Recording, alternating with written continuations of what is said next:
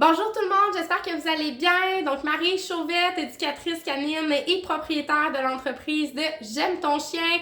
Donc on va commencer le mois de novembre avec des nouvelles capsules sur un sujet bien particulier. Donc c'est l'un des exercices les plus difficiles en entraînement à acquérir et à maintenir avec notre chien. Donc on va comprendre dans les prochaines semaines un peu qu'est-ce qui nous nuit à l'entraînement, pourquoi c'est un exercice qui est difficile, pourquoi notre chien est motivé par plein d'odeurs et plein de choses plus que nous. Puis on va voir aussi qu'est-ce qu'on entend par marche en laisse, parce qu'il y a plusieurs stratégies, plusieurs structures qu'on peut mettre en place, tout dépendant qu'est-ce qu'on veut faire avec notre chien, puis dans quelle situation on va devoir travailler la marche avec notre chien. Donc, il y a vraiment plein de petites choses qui vont être intéressantes dans les prochaines semaines. Perdons pas trop de temps, on va commencer tout de suite. Donc, on va parler aujourd'hui des 3 concepts naturels chez nos chiens qui viennent nous nuire en entraînement. Donc, on commence ça comme suit.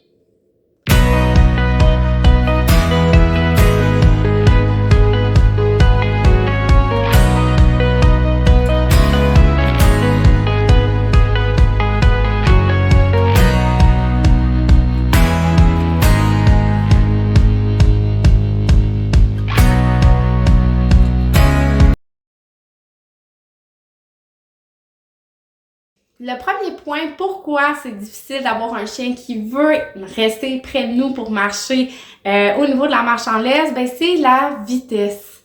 La vitesse de marche d'un humain, ça tourne alentour de 4 à 6 km/h si on marche d'un pas très rapide. Généralement, quand on marche avec notre chien, on dépasse rarement les 4 km/h. Versus le chien, lui, sa vitesse de croisière, elle est de 15 km/h. Donc, on s'entend que jamais un humain va être capable de marcher à une vitesse de 15 km/h. On parlerait plus d'un jogging ou d'une course rapide avec notre chien, ce qui n'est pas le cas quand on veut aller faire une marche avec notre chien. Il faut aussi prendre en considération que quand on arrive de travailler, mais nos chiens ils ont hâte d'aller à l'extérieur, ils ont passé toute la journée à l'intérieur, puis ils ont hâte de pouvoir explorer l'environnement. Donc, ils ont vraiment hâte d'y aller. Ça fait en sorte que, mais si l'humain marche pas rapidement et qu'ils peuvent pas y aller à leur rythme normal, mais ça va créer des frustrations, ça va créer de l'ennui. Donc, quand on parle de frustration, ben, il va tirer, il va être excité, il va vocaliser, il va avoir de la difficulté à être en contrôle de lui-même. Et au contraire, quand on parle d'un chien qui est en ennui, ben, on peut avoir un chien qui prend la laisse en gueule, qui tire dessus, qui sait plus trop comment gérer parce que c'est ennuyant, il est excité, il a envie d'y aller. Donc, toutes ces émotions sortent d'une façon et d'une autre. Maintenant, un coup qu'on sait ça, bon, est-ce que aujourd'hui mon but c'est de vous dire, ben maintenant vous marchez plus à 4 km/h, vous allez faire un jogging de 15 km/h? Non, pas du tout. On va voir au fur et à mesure que les capsules du mois de novembre vont sortir, vous allez trouver plein de petites pistes de solutions pour faire dépenser plus votre chien, pour diminuer la frustration aussi que vos chiens vont vivre. Mais la clé du succès au niveau de la marche en laisse, ça va être de développer plus de motivation, plus de plaisir pour notre chien à vouloir travailler avec nous, à vouloir rester près de nous. Donc, on va passer maintenant au point numéro 2. Concept numéro 2. Donc, on va parler du réflexe d'opposition. Le réflexe d'opposition, c'est quoi? Mais c'est un réflexe qui est tout à fait normal chez les chiens, mais aussi chez les humains. Donc, nous aussi. Mais si on se fait surprendre et qu'on se fait prendre par le bras, par exemple, mais à ce moment-là, ce qui va se passer, c'est qu'automatiquement, on va tirer en direction opposée pour que la personne lâche sa prise, donc pour récupérer notre bras. C'est un peu le même principe chez les chiens, c'est juste que c'est un petit peu différent. Quand on les attache à l'aide d'une laisse au niveau du collier, souvent et dès les premiers instants, on va avoir des chiens qui vont tirer en direction opposée, donc se mettre vraiment au bout de la laisse. Et ce que ça fait, ben c'est ce qu'on appelle le réflexe d'opposition. C'est 100% normal, puis des fois, ça va vraiment nous jouer des tours. Les clés du succès quand on veut entraîner un chien qui a des réflexes d'opposition, comme vous allez le voir dans les prochaines capsules aussi un peu plus en détail, mais les clés du succès, ça va être de lui apprendre à céder à l'attention, c'est-à-dire que si ça tire par exemple par ici, mais au lieu de continuer à tirer par là, ben je veux qu'il apprenne à relâcher l'attention, donc à se laisser guider, à nous faire un peu plus confiance, puis à être moins intense dans son réflexe d'opposition. Donc ça va vraiment être la clé du succès, mais c'est un réflexe qui est 100% normal et même les humains ont réagi comme ça. Donc, le numéro 3, c'est quoi? Ben, c'est la génétique. Des fois, on oublie en tant que propriétaire de chien pourquoi on a adopté ce type de chien-là. Généralement, si on a fait une recherche avant puis qu'on était prêt à adopter un chien, mais on a regardé aussi si le type de chien était compatible avec notre style de vie. Et c'est pas grave si vous l'avez pas fait. On fait tous l'erreur à un moment donné.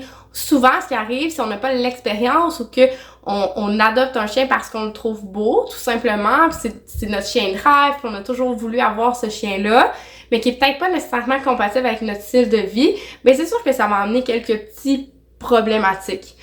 Mais je veux parler de la génétique parce que souvent, l'humain, on oublie d'où viennent nos chiens, pourquoi on les a reproduits ensemble, pourquoi on a décidé, par exemple, de créer une race qui s'appelle, par exemple, le husky, ou pourquoi on a créé le berger allemand. Donc, tous les chiens, toutes les races de chiens qui existent aujourd'hui, ils ont été conçus pour une raison précise. Ça a été des mélanges de reproduction pour renforcer des comportements qui étaient utiles à leur fonction au niveau du travail. Donc, quand on parle de génétique, de marche en laisse, par rapport à la génétique, ce qui est important à retenir, c'est qu'il y a plusieurs chiens qu'on va avoir sélectionnés pour soi, qui tirent plus au niveau de l'attraction. Donc, qu'on ait des chiens de traîneau, par exemple. Donc, ce qu'on veut pour un chien de traîneau, c'est pas qu'il trouve ça plat et intimidant de tirer. Ce qu'on veut, c'est qu'il y ait du plaisir et qu'il puisse nous servir pour accomplir des missions au niveau du transport, donc de voyager. Des chiens de traîneau, ça peut être aussi, on fait un parallèle avec les chiens qui font des sports attelés. Mais si on adopte un animal qui est d'une lignée de champions de sport attelés, il faut s'attendre que ce chien-là veut vraiment aimer tirer. Ça veut pas dire qu'on peut pas y apprendre à avoir une marche en laisse qui est détendue, puis à combler son besoin aussi de tirer, de se dépenser d'une autre façon aussi. Mais d'emblée, on sait qu'on va avoir un petit défi supplémentaire quand on vient adopter un chien qui a été malheureusement génétiquement programmé pour faire ça. OK? Donc, c'est pas rare que les chiens aussi vont aimer faire ça parce que génétiquement, c'est ce qu'on attend d'eux. Et même encore une fois, si on prend les chiens de travail, par exemple, pour les chiens de chasse ou les chiens qui vont faire de la détection d'odeur, détection de cadavres, recherche et sauvetage, ce qu'on veut, c'est pas qu'ils attendent derrière puis qu'ils nous laissent aller devant. Ce qu'on veut, c'est qu'ils nous montrent avec la force de leur instinct, donc sens olfactif, avec leur petit museau, où se trouve la personne qu'on cherche, où se trouve la substance dangereuse. Donc, on veut qu'ils tirent, on veut qu'ils guident, on veut qu'ils nous montrent où ça va.